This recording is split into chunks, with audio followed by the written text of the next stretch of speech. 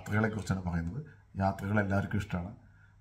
ചെറിയ കുട്ടികൾക്ക് പോലും വീട്ടിൽ കരഞ്ഞ് ബഹളം ഉണ്ടാക്കുമ്പോൾ അവിടെ നമുക്ക് പുറത്തു പോകാമെന്ന് പറഞ്ഞു കഴിഞ്ഞാൽ കുട്ടി ഉടനെ ചാടി എണീറ്റ് വരും. കാരണം അത്രയ്ക്ക് ഇഷ്ടമാണ് ജനങ്ങൾക്ക് യാത്ര.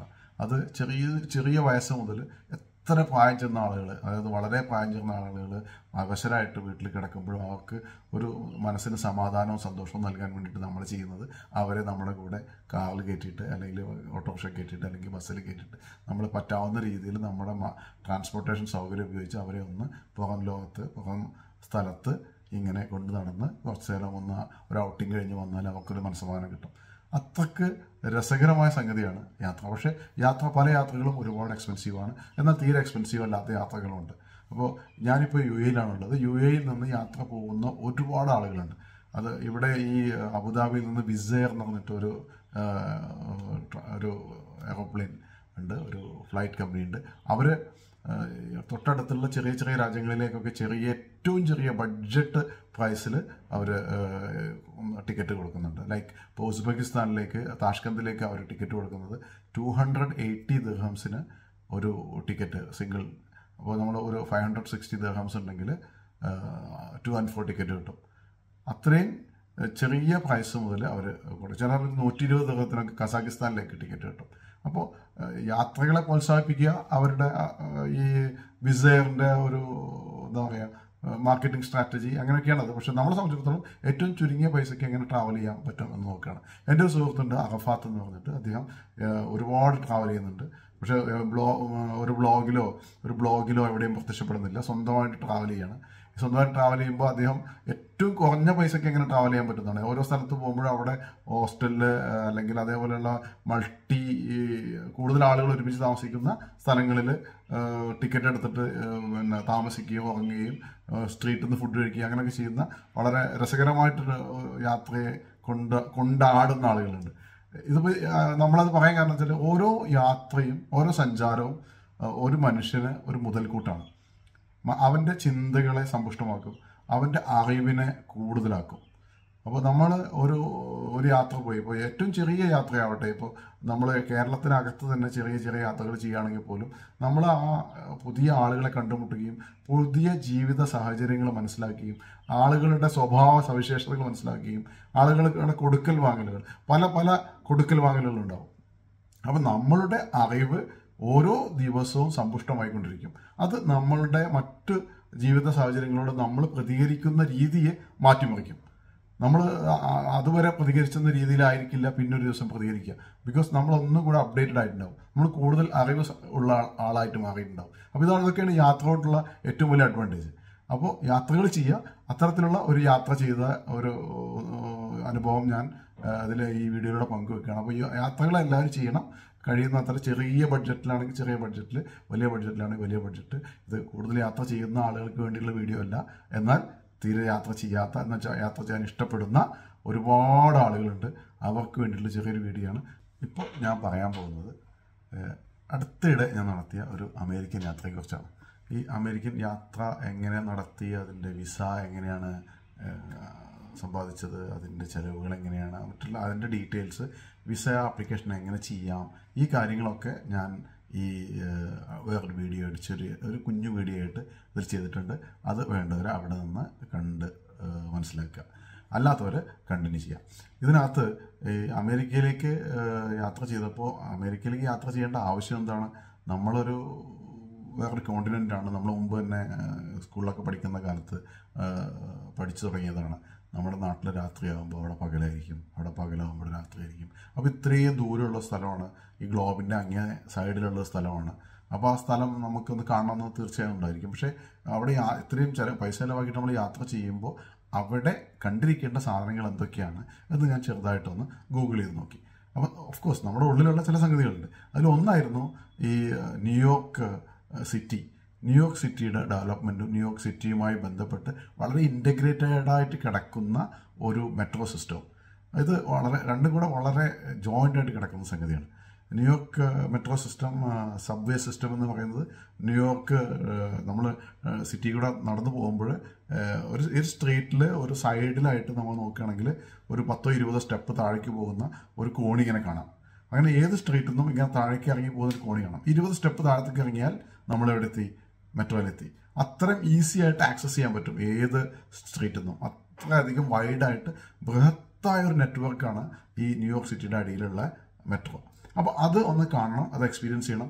പിന്നെ എന്തുകൊണ്ടാണ് അവർ ഇത്രയും നേരത്തെ അവർക്ക് ഇത്തരത്തിലുള്ള പ്ലാനിങ് നടത്താൻ പറ്റിയത്?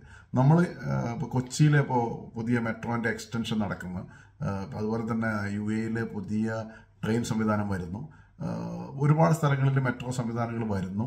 ഇതൊക്കെ വരുന്നു. ഇപ്പോൾ 2024 നമുക്ക് നിൽക്കുന്നത്. പക്ഷേ 1904 ഈ മെട്രോ സംവിധാനം ഉദ്ഘാടനം ചെയ്ത ന്യൂയോർക്ക് സിറ്റി 1860കളിൽ ഇതിനെക്കുറിച്ച് ചിന്തിക്കുകയും പ്ലാൻ ചെയ്യുകയും ഇത് എക്സിക്യൂട്ട് ചെയ്യുകയും ചെയ്തു എന്ന് പറയുമ്പോൾ അവർ എത്ര മുന്നോട്ട് ചിന്തിച്ചു എന്ന് നമ്മൾ മനസ്സിലാക്കണം. അതുമാത്രമല്ല, അവർ ഈ മുന്നോട്ട് ചിന്തിക്കുന്ന കൂട്ടരാണ് എന്നുള്ളത് നമ്മുടെ ഇന്നത്തെ സോഷ്യോ പൊളിറ്റിക്കൽ ക്ലൈമറ്റിൽ നമ്മൾ ആലോചിച്ച് വെക്കുന്നത് നല്ലതാണ്.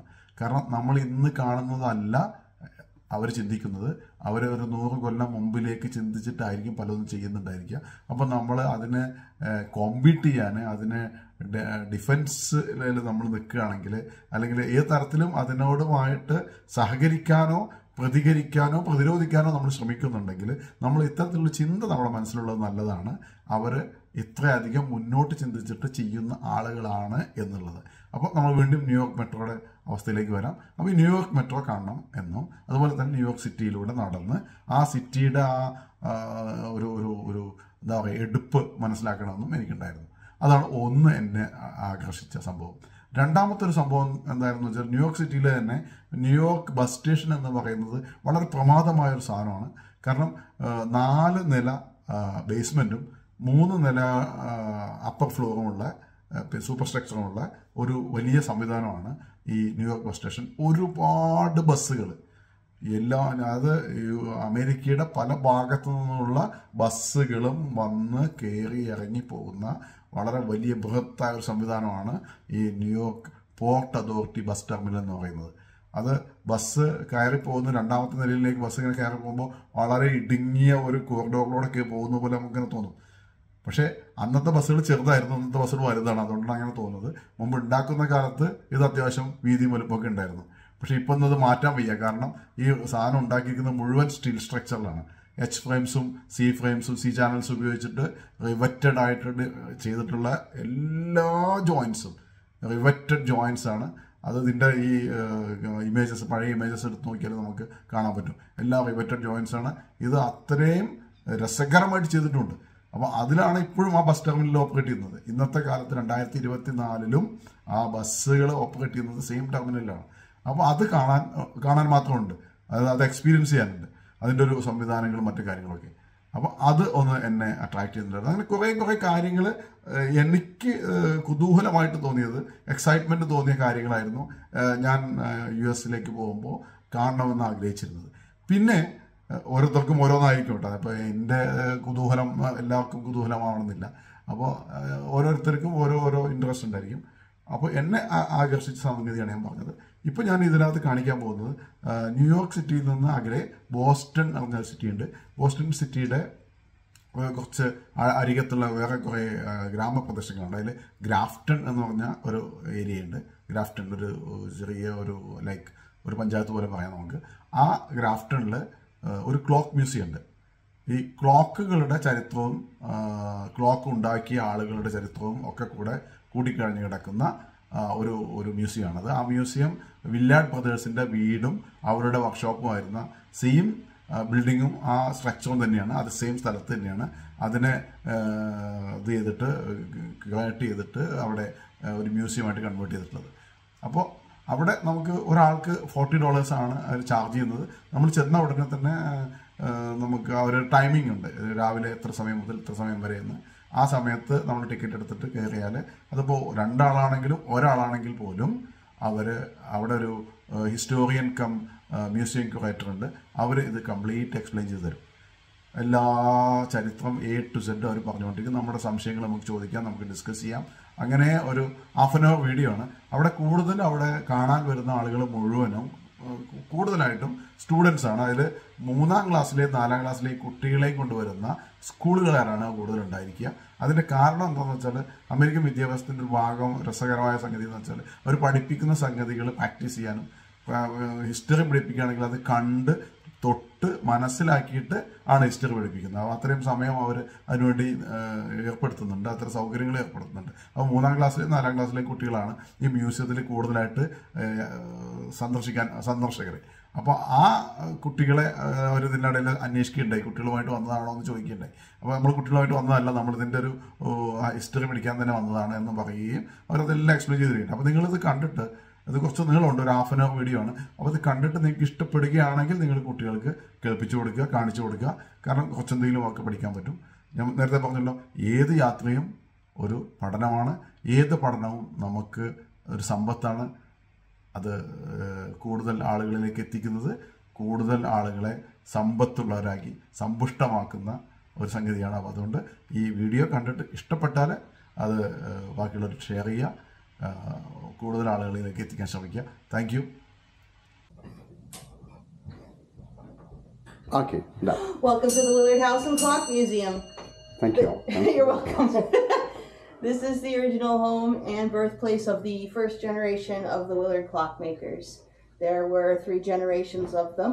The first generation, like I say, born and raised here, they were 4 brothers, born between 1743 and 1757.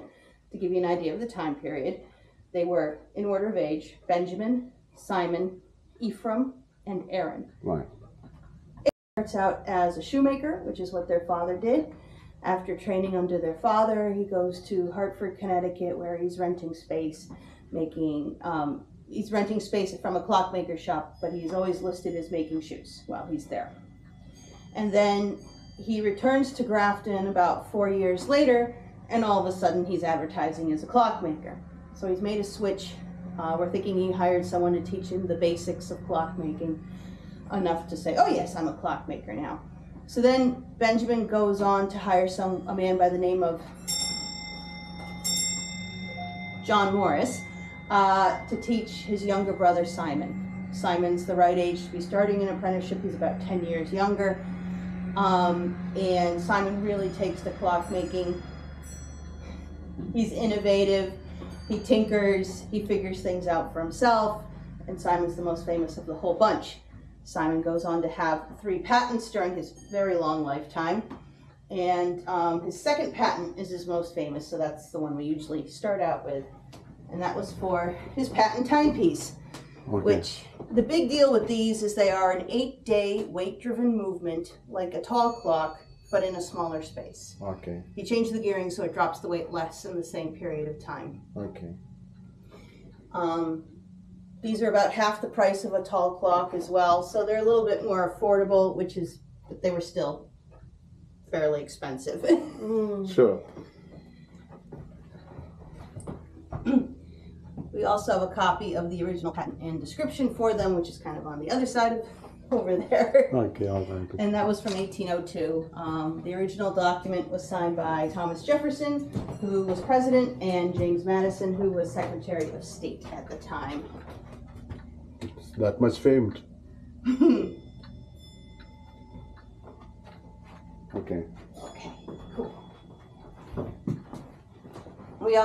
So Simon had a walking stick from both Jefferson and Madison. A little bit later on, this is the Madison one. This is from 1827.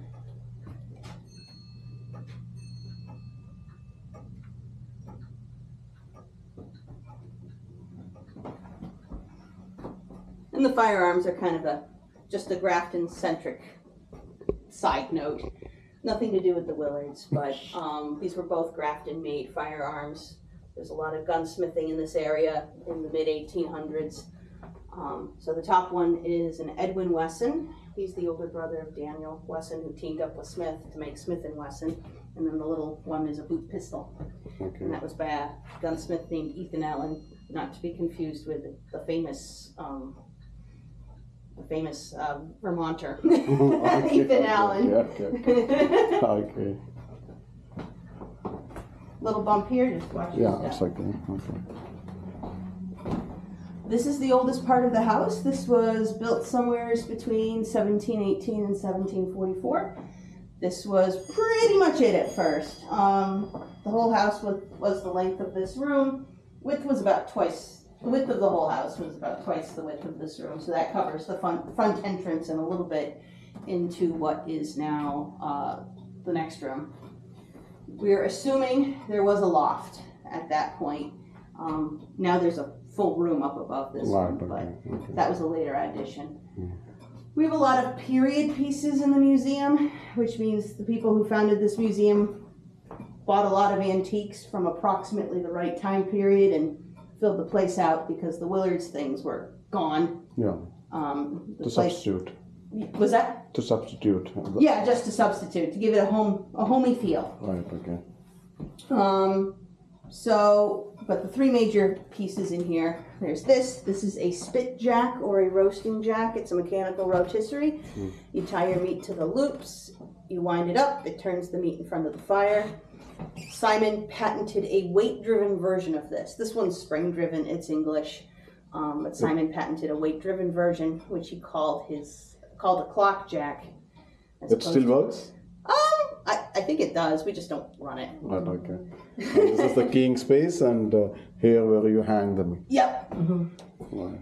And Simon's clock jack, he patented that in 1784. That was through the Commonwealth of Massachusetts because it's before we had a federal patent office.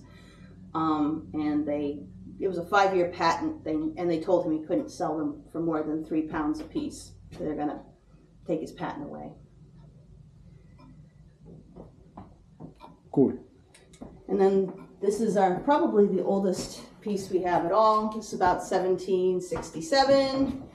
Older type of case called a sarcophagus top. It's an English style.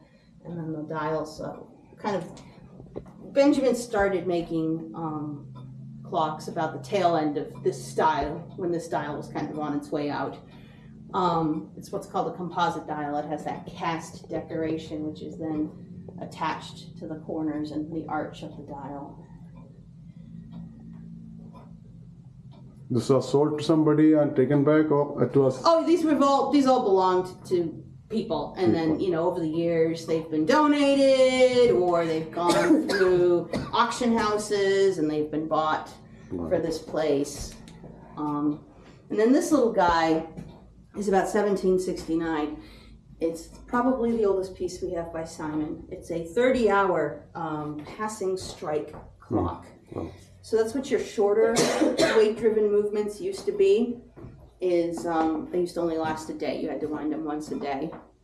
And the passing strike business, it'll only strike once on the hour, no matter what hour it is. It's just one ding, no matter what. It's a very simple strike, little pin within the movement that catches the end of that hammer. Even some modern clocks have the same setting. Oh yeah, good. Not to disturb the people too much. This is just because it was very simple. You could run it off a single weight, and it was just really easy. A pin catches the end of the hammer, draws it back as you come close to the hour, and then the pin releases it, and it goes ding. Very simple. Right, yeah. Inexpensive and simple. Yes, yeah.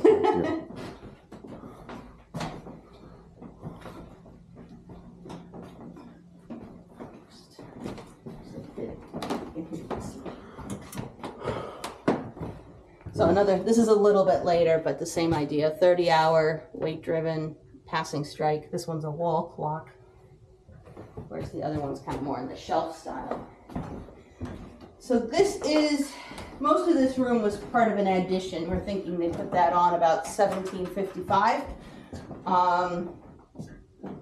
Basically, where the inner part of this door frame is, to where the patent timepiece is there, that's where the original foundation used to go to, and then the rest of this was added on. Later, yeah.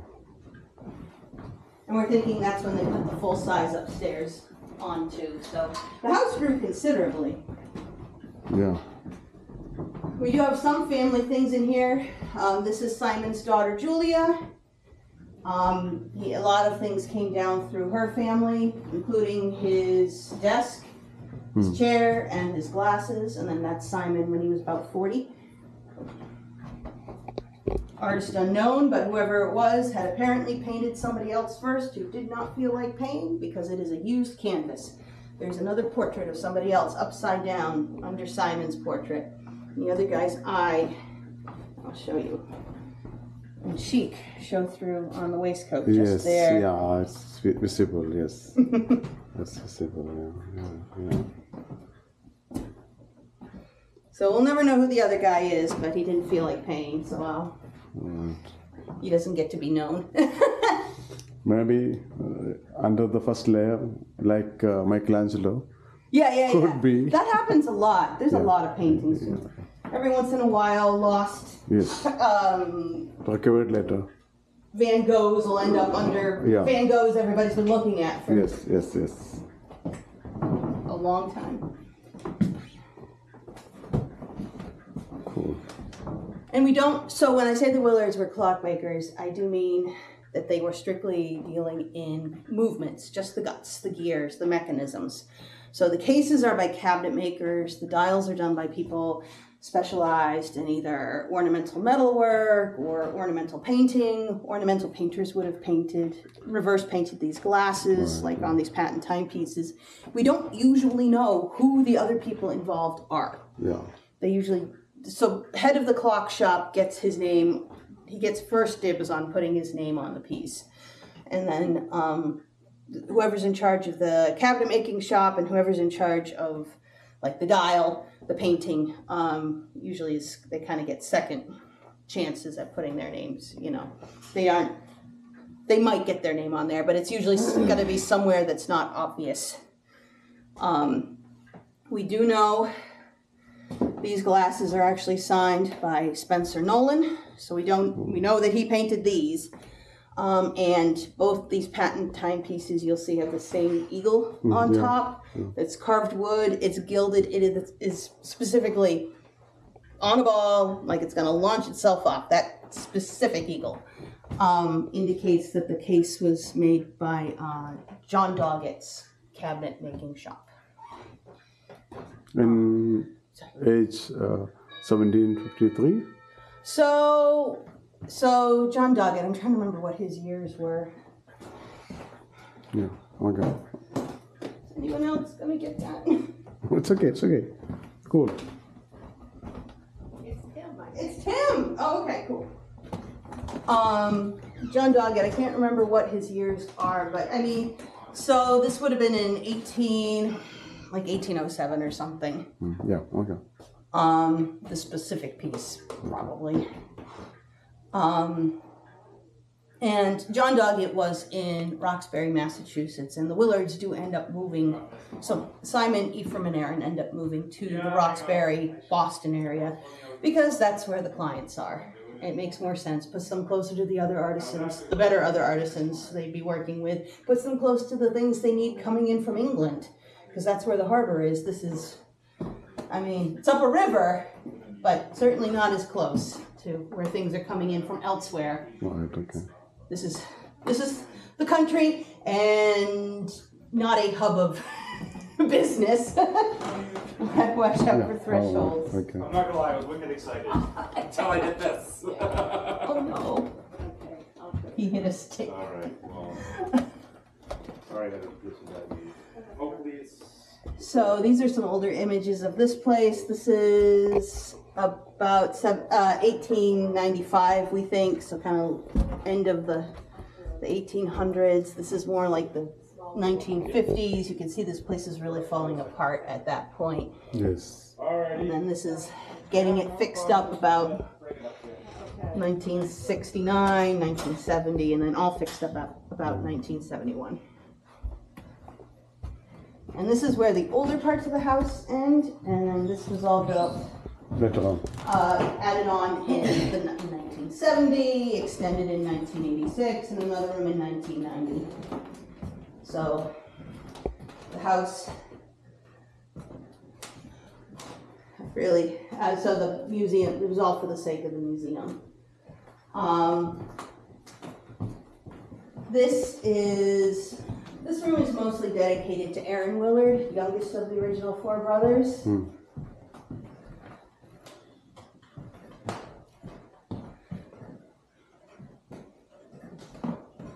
also, he had a son who was a clockmaker, and his name was Aaron Jr.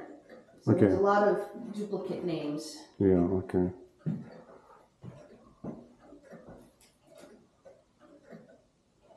And up to what time this Aaron Willard brand, Up to what time did Aaron, what? this brand, Aaron Willard brand is in the market?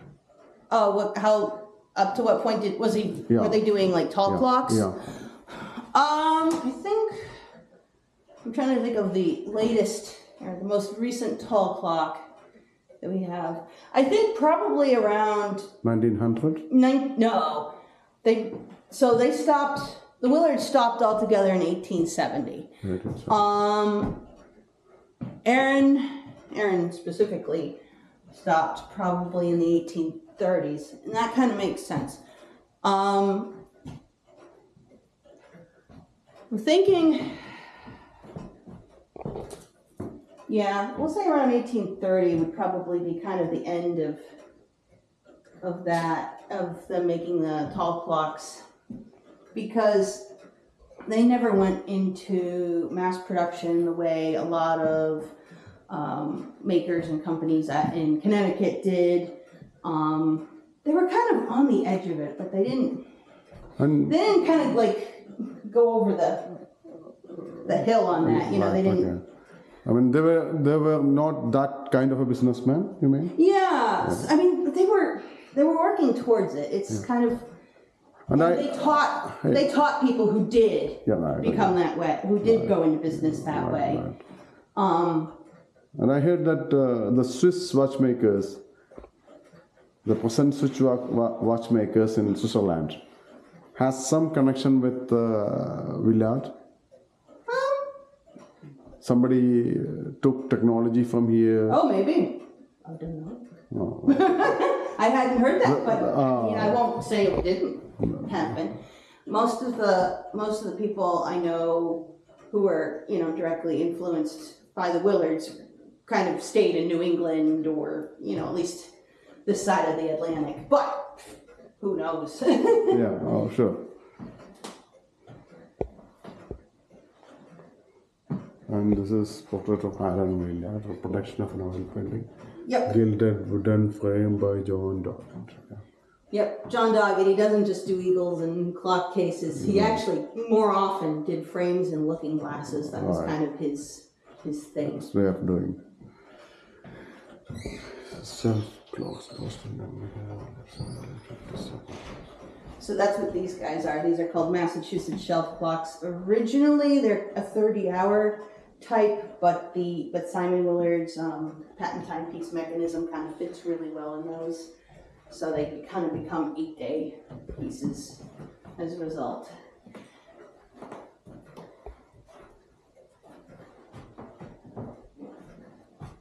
Oh. They did a lot of painting work, as you said. We cannot point out who made the painting. Most of the time. Yeah. Cabin makers could be having some good painters even. So yeah, I think they were certainly all in communication with each other. They all knew each other because, it's the artisan community. Everybody's working with everybody. Right, yeah. Like the guy who painted these portraits actually was an ornamental painter originally, and then he started to get into portraiture, and his first subjects seemed to be a lot of people he used to work with. This guy by the name of John Rideau Pettiman. So some of the earliest portraits he did are the original of Aaron, Aaron Jr., Nancy. Also, Spencer Nolan, who painted the reverse painted glass on that patent timepiece in the parlor. Right. He also painted the style. Oh. And he also married Aaron's daughter, Nancy. So there you go. It's just all connected. It's all connected. It really is. Yeah, so this is that sound. So your later weights tend to be these tin can types. I'm trying to remember if I've got any past ones in here. Yeah. So these are a little bit older. Oh yeah. The advantage of the tin can weights being you could make those. You didn't have to use as much metal. You make the outside metal, and then you fill the inside with something inexpensive and heavy, like sand. Right, okay. Still produces the same sound and Right, same weight, actually even adjustable, but same weight, less cost, Right, because yeah. solid metal, much more expensive. Right. And easy to transport, and no one steals if it is concrete or mud. It's true. And this paintings, as you say, it's a reproduction, not the original painting. Yeah, so that belongs to, the original of this belongs to a descendant in New York. Right, yeah. Right, okay. They have a few pieces that we have copies of. Yeah, the hammers are out. No, that's okay. It is, but it's about an 1812 piano, Yeah, well, Boston-made piano. Yeah, So I it's, see. I wish it worked. right, yeah. I keep saying, if this thing worked, I'd practice, I promise. Even not practicing if the visitors, if they can produce the same sound. Bang, Yeah. people will be happy. And, I get my Pachelbel's Canon and D down again. So I can do that. yeah. This is, so Simon Willard had two clockmaking sons, Simon Jr.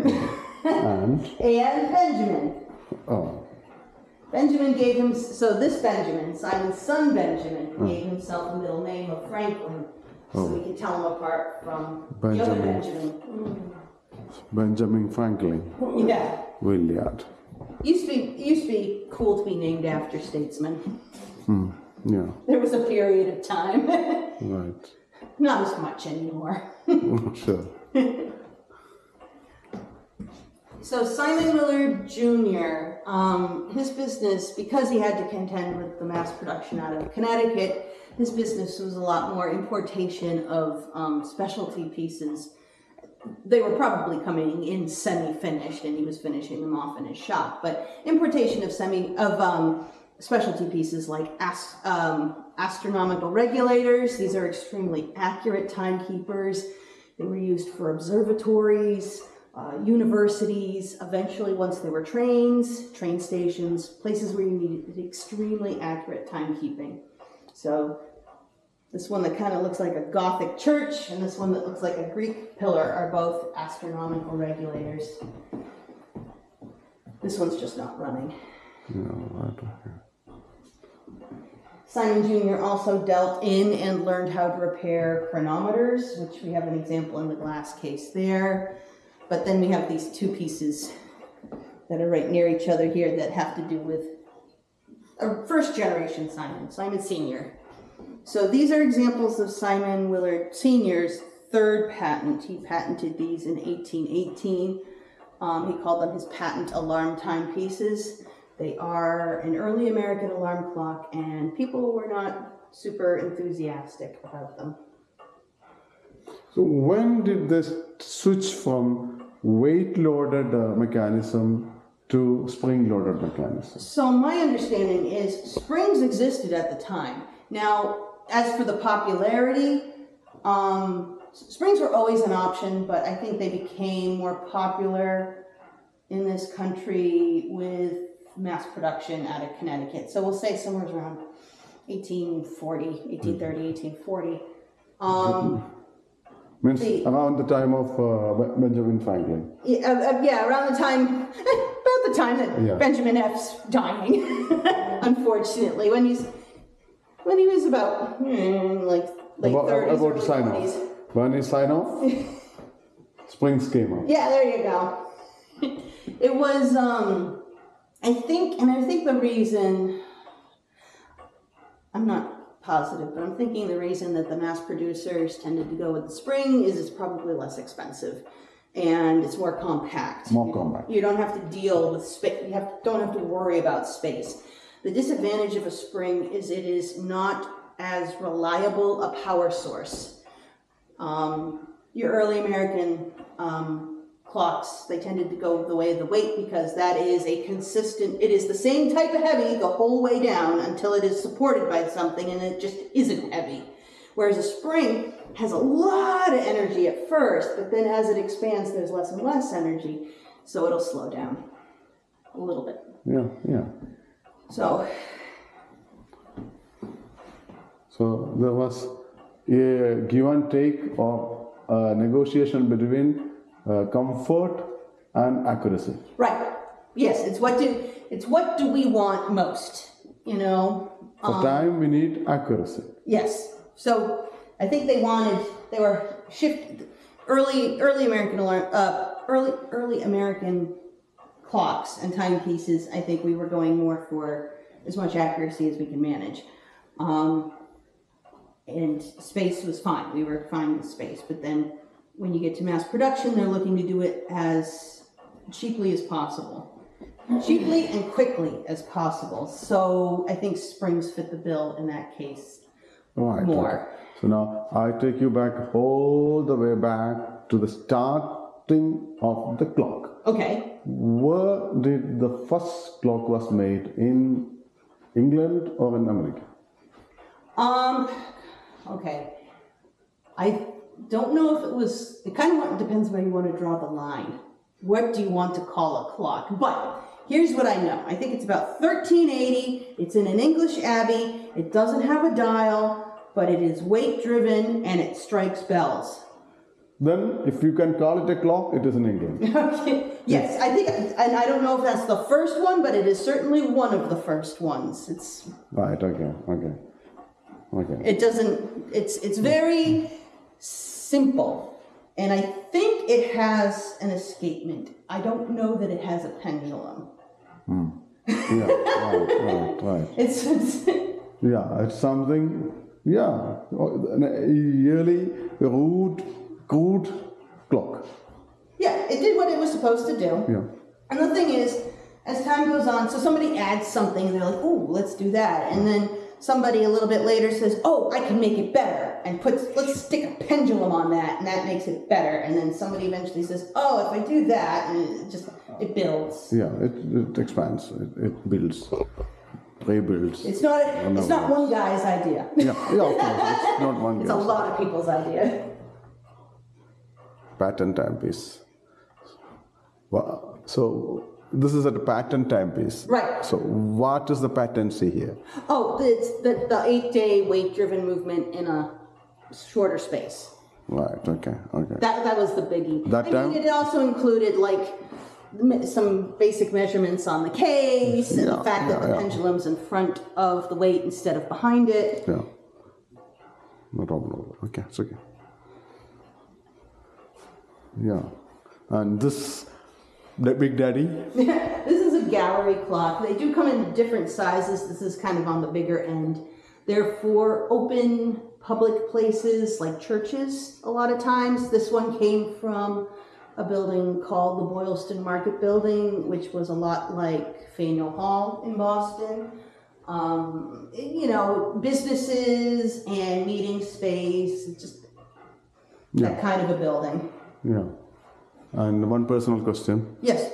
How many hours you spend to Wind them? wind all the clocks? So we have over 80. We run about 30. I have to recount how many we run. It's maybe a little bit over 30. If my coworker and I do it together, it's about half an hour. Only. If I do it by myself, it's about an hour. So not too long. Yeah, that's okay. We don't run all of them. I don't have authorization to run some of these. So. Right. Yeah. Okay. The clock conservator gives us a list, and that's what we're allowed to touch. Yeah. And this is the pocket. So the Goddards were some cousins of theirs. But Aaron Willard was dealing in watches, like retailing, selling them, not so much making them. Simon Jr. was also retailing watches in his business. I don't know if either or both of them knew how to repair watches themselves, or if they had somebody on staff or something like that.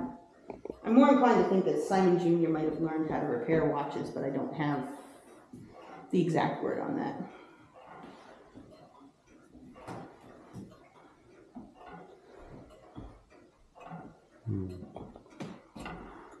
And this is a ship.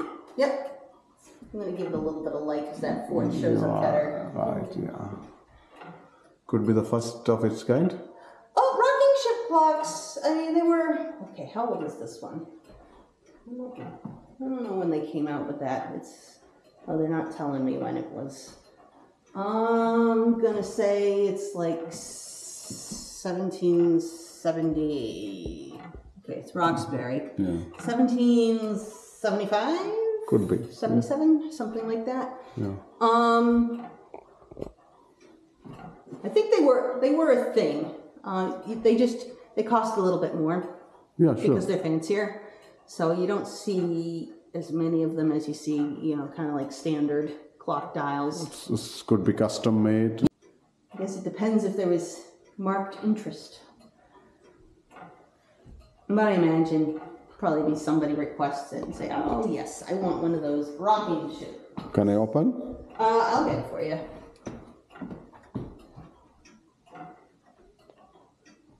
So here, when it go, the loaded up to this. Now, will it be going down when it winds down? It just takes a whole week.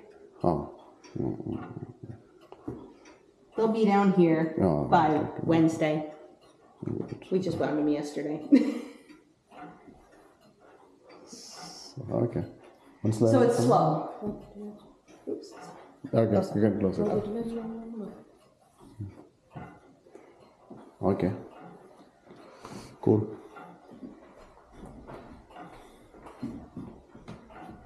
8 o'clock. So we have a couple more rooms. They're on the other side of the museum.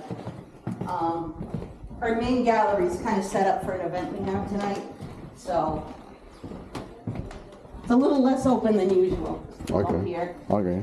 Just FYI.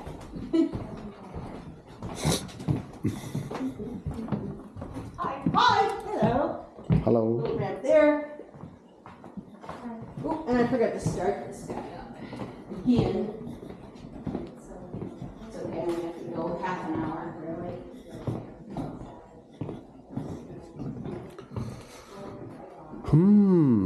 Here too you have a picture of it.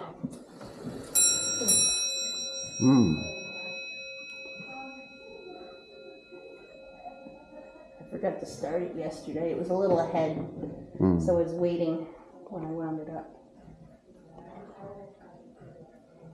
I think it's the oldest tall clock we have by Simon. Most of our tall clocks by Simon are kind of the painted dial era.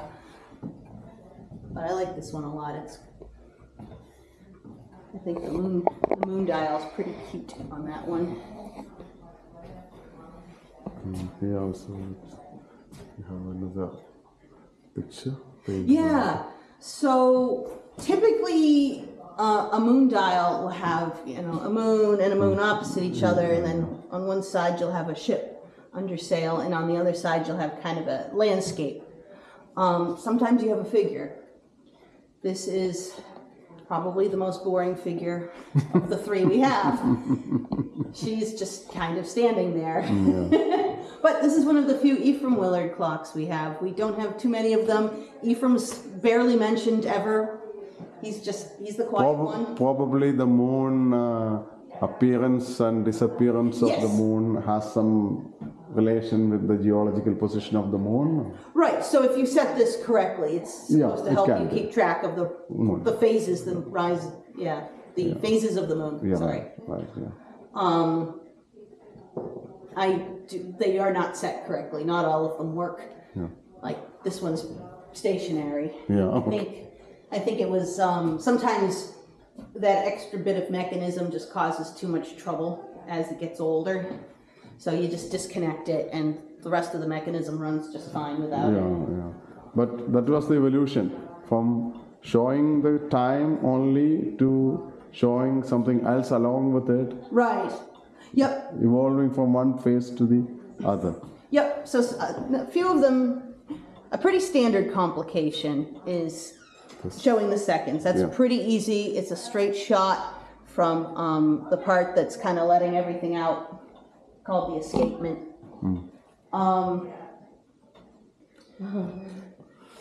Yeah. Somebody come looking for you? Yeah. Actually, I was waiting for him More local.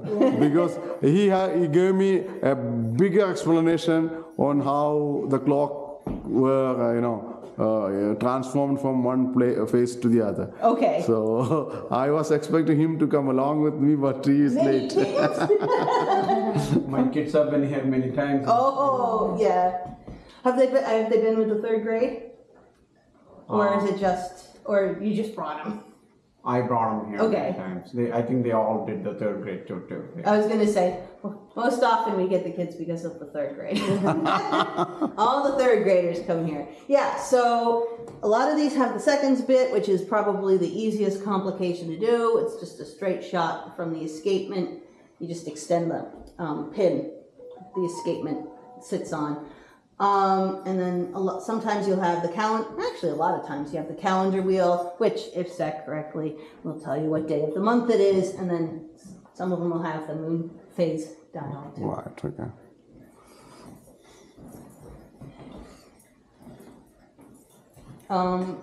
Big John Dog-Eared-Eagle on that gallery Yes, clock. yeah. That one, that was made for the First Church of Roxbury, which is the church they all went to. Movement by Simon Willard and his shop, case by John Doggett and his shop.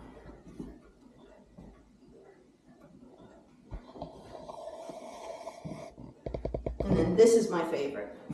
Instead of 2 weights, it has 3. Oh. So this is the only musical clock we have here.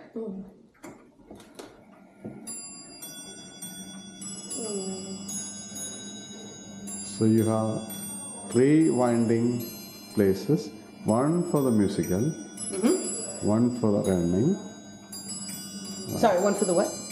Which one? one for the musical bell, isn't it? Yep, that's musical. Yeah, That's strike, yeah, and that's time. time, yeah.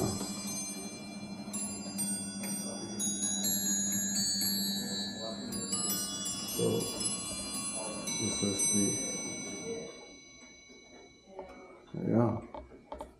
So it has 7 different tunes it can play. Yeah. If you want to change that, that's this little dial up above the one. Right, okay. We don't think it's pointing to the right one, though.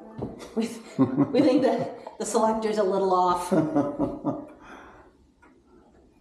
Well, anyway, and this is done in 1792. 1792. We are reaching to the 1800 mark. Yep.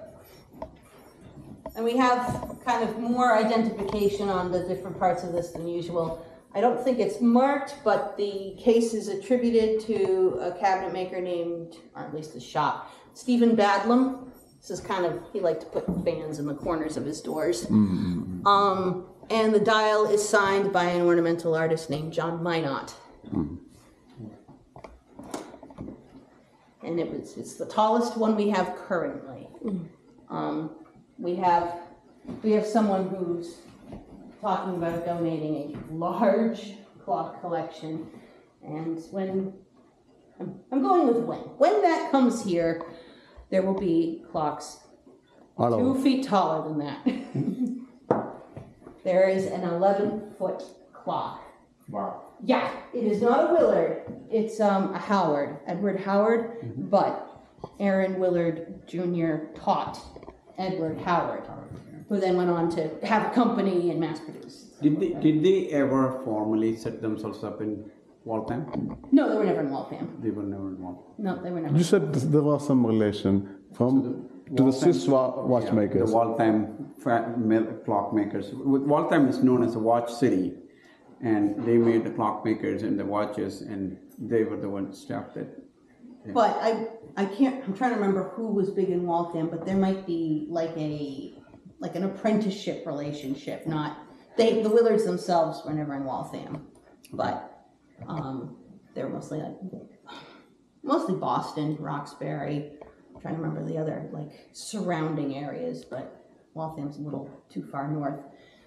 Those are some other guys, but there might be some, like I say, connection by way of apprenticeship. From all this story, what I understand is this Willard brothers. These people were clockmakers and art lovers, and they're more of innovators But they were not businessmen, They were not businessmen. Yeah. isn't it? Some They of were them were, artists. some of them were. Yeah. Some were better at it than others. Aaron Sr. probably was pretty good at that. He died with money, which was amazing at that point. We're thinking he had kind of the knack. Simon was more the technological aspect. Ephraim, I don't know. He's the quiet one. We don't hear much about him. And Benjamin, unfortunately, died, lost the farm due to being in debt too much. Or this farm specifically, lost this farm, and then ended up having to move to Baltimore, Maryland, and that's where he's buried, is down there. So who built the one in the Library of Congress? The one in the Library of, which one's in the Library of Congress? You don't remember, you don't know off the top of your head, do you? I'd go with either Aaron or Simon. They're the most popular. Older ones. They're the most popular names. Or do not. Simon, probably, but I'll have to check. Oh. The two that are in the Capitol building are Simon Willard. Yeah. There's a lot of American history that emanated from here. Yeah. From Massachusetts? Absolutely. Yeah. I mean, there's even a little bit around here. I mean, you got the Willards. Yeah, when you got say the America, Lessons. that time there was no America. Well, when they started, America was just colonies, right? Right. Right. At the very beginnings. But shortly thereafter, there was, Simon, Ephraim, Aaron, and some of their other brothers all answered the Lexington alarm, which is, the whole, shot heard around the world, Lexington and conquered, blah, blah, blah. Though most of them were not in the army very long. They were, a week and 3 days. Aaron was in for at least a month, so he saw a little bit more than the others. But Okay. but yeah, so shortly after they began their careers, we became not England. For a while, we were just kind of we are Massachusetts. It wasn't very cohesive at first, but that makes sense. It's okay, we're freshly not who we've been forever. Being from India, there is a contrast to all this, right? Yeah. The equivalent of the 1776 July 2nd Congressional Summit in Philadelphia happened in India in 1929. On December 19th, they passed a resolution that India will be a free country. Okay. But what India celebrates as Indian independence is actually when the Brits left on 1947. I understand that. August 15th night, right? Or August 15th morning. So I always say, freedom is a state of mind. Yeah. You assume freedom or it is granted to you. In the case of America assumed freedom in 1776. Right. There was 6 years of war. Yeah, exactly. And 7 years of figuring out what kind of government we're going to have till the next elections, and then formal institution of America was formed. Yet, the idea of democracy thrived. In India, the idea of democracy existed. The congressional resolution passed in 1929. Right. Yet, the freedom is celebrated in 1947.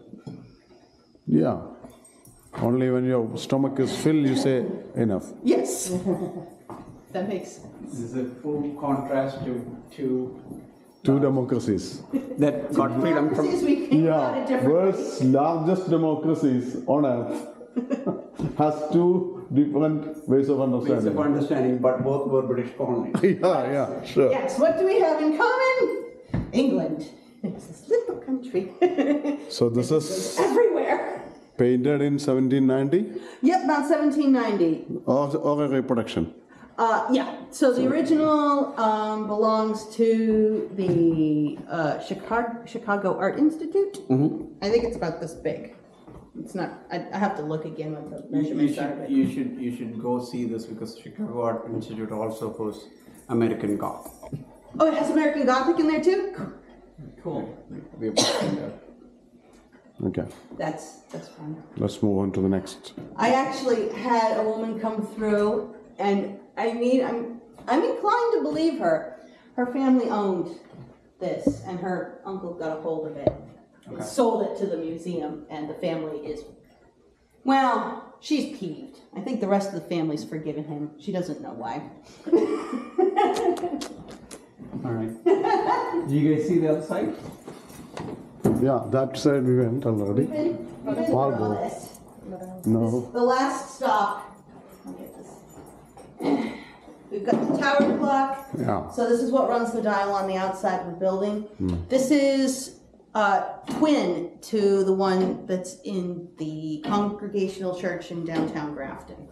Okay. It's an Aaron Willard Jr.